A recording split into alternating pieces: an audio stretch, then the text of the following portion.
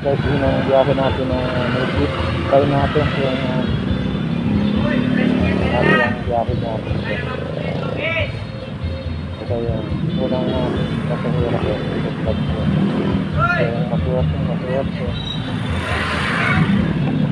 So, masuwerte. Masuwerte.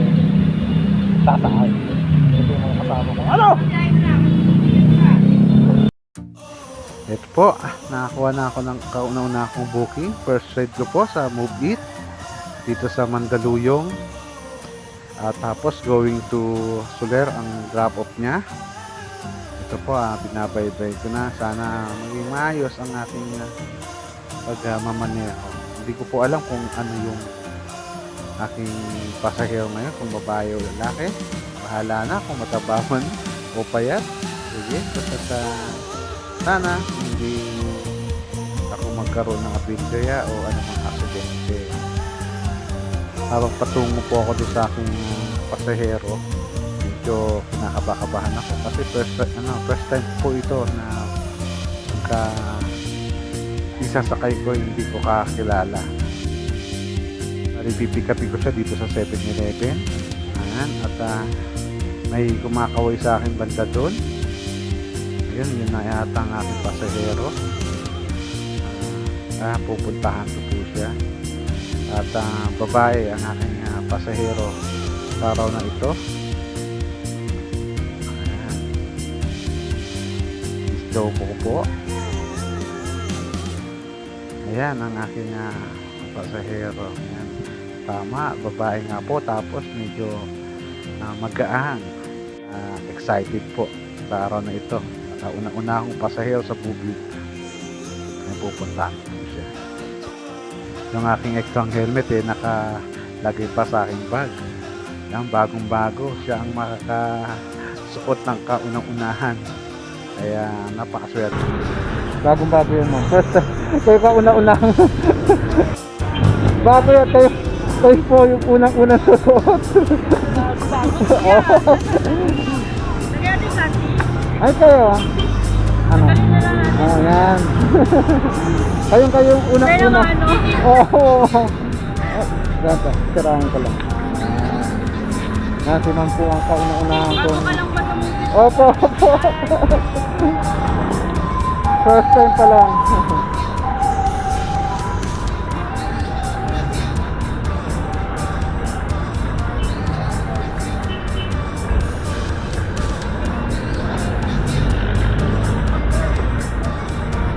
Sige po. Ito guys, ihahatid ko ng aking kaunang ng pasahero dito sa Soler ang aking drop off. Dahil wala po kaming imikan hanggang papuntang biyahe, papuntang sa kanyang destination, sa kanyang drop off, dahil nahihiya po ako. Ayaw ko naman yung ako yung maging sisimula ng kwentuhan, kaya tahimik kami parehas naman. Ito, hihahatid ko na po siya sa kanyang pupuntahan. Malapit na po kami. Alam niyo ba guys, ang tagal ko nagtrabaho dito sa Asiana. Hindi pa ganito ang itsura niya. Ito, yung lugar na ito, nalakad ito. Kasi wala pang masyadong mga building. Yun, no? Ilang taon, muli akong bumalik. Yun, nandito na kami sa destination ni Ma'am Pizza. Drop-off niya. Tinatanong ako naman kung magkano. Nakita ko yun ang sinabi kong amount. Yung pala, kapag pininis mo, pipindutin ka, mag-iiba yung presyo. May add pala. Kaya medyo kulang yung bayad ni Ma'am. Pero okay lang. Kasi bago ako, hindi ko alam yung sistema ng Move It.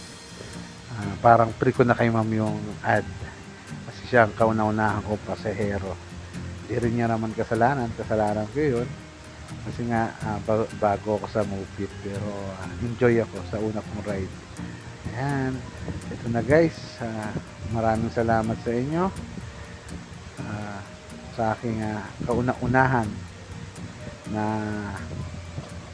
experience ko sa pagmamaneho sa Move It, na isasakay ko ang hindi ko kakilala, Nagpapasalamat din ako sa kay God na maayos kami nakarating dito. Gusto ko sanang ihataw yung aking motor, pero iniisip ko baka ayaw ni ma'am ng ganun takbo, kaya cheer lang, tamang bilis lang ang aking ginawa. Ayan, maraming maraming salamat sa inyo guys. Ayan si ma'am, paalis na. Sa ulitin guys, maraming pong salamat. Kaya saka sa iyo Lord na iningatan mo po kami sa aming biyahe ni ma'am. Kaya ikaw ma'am, salamat at mag-ingat ka sana sa iyong pag-uwi. Maraming pong salamat. Ito po si Food Dog Lover Riders. Nagpapaalam sa inyo at God bless sa kapwa ko riders, mananakay ng motor.